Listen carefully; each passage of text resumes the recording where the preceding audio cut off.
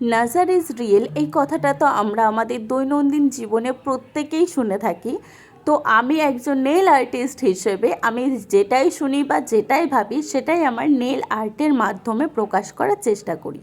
তো চলো আজ নজর দূরীকরণ করা যাক। ফার্স্টেই আমি এখানে একটা বেস কালার অ্যাপ্লাই করে 30 সেকেন্ড কিওর করে নিয়েছি।